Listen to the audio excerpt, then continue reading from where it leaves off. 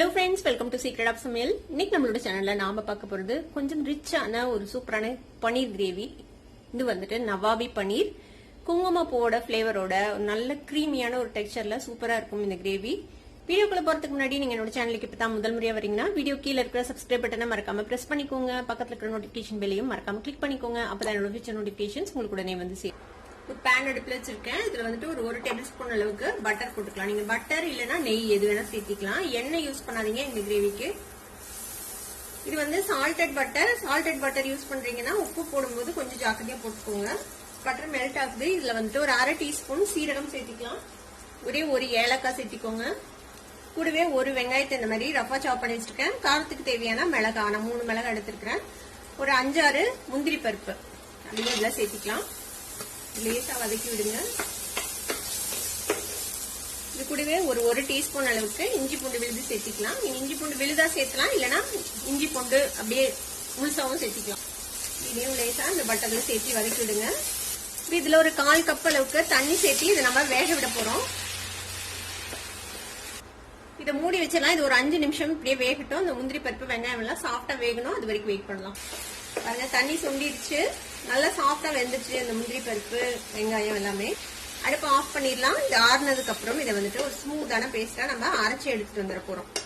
இது மாதிரி ஒரு ஸ்மூத்தான பேஸ்டா அரைச்சி எடுத்துக்கோங்க. இன்னொரு பேன் அடுப்புல வச்சிருக்கேன். இதுல திருப்பியும் கொஞ்சமா பட்டர் போட்டுக்கலாம். ஒரு 1.5 டீஸ்பூன் அளவுக்கு பட்டர்.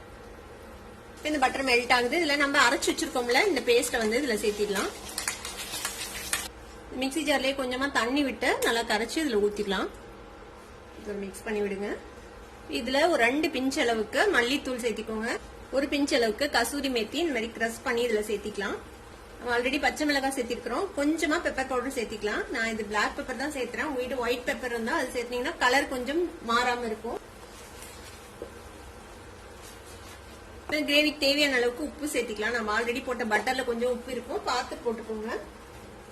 இது நல்லா கொதி வருது. இது எல்லாமே நம்ம ஆல்ரெடி நல்லா வேக வச்சிட்டோம். அதனால இதுல பெருசா குக் ஆகிறதுக்கு எதுவும் இல்லை. எல்லாம் பச்சை வாசனை எல்லாம் போயிருக்கும். நான் கொஞ்சமா கிரீம் எடுத்து வச்சிருக்கிறேன். நம்ம நார்மலா வீட்டுல எடுத்து வைக்கிற கிரீம் தான். பால் ஏடு எடுத்து வச்சிருக்கோம்ல, அது நல்லா பீட் பண்ணிட்டு கொஞ்சமா பால் சேர்த்து பீட் பண்ணி எடுத்து வச்சிருக்கேன். இப்ப இந்த கிரீம் ஒரு 1/4 கப் அளவுக்கு சேர்த்திக்கலாம். இதையும் நல்லா மிக்ஸ் பண்ணி விட்டுருங்க. கிரீம் சேர்த்ததுக்கு அப்புறம் ஒரு கொதி வருது. இப்ப நம்ம இதுல ஒரு 100 கிராம் அளவுக்கு பன்னீர் இந்த மாதிரி கியூப்ஸா வெட்டி வச்சிருக்கேன். அதையும் சேர்த்திக்கலாம். இது கூட நான் வந்துட்டு கொஞ்சமா குங்குமப்பூவை கொஞ்சமா பால் விட்டு கலந்து வச்சிருக்கேன்.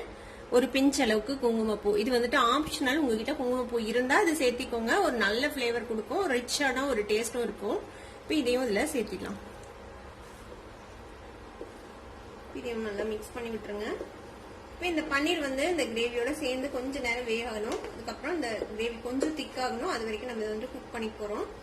இதை மூடி போட்டு நல்ல சிம் ஃபிளேம்ல ஒரு 3 to 4 மினிட்ஸ் இது வேக விடலாம்.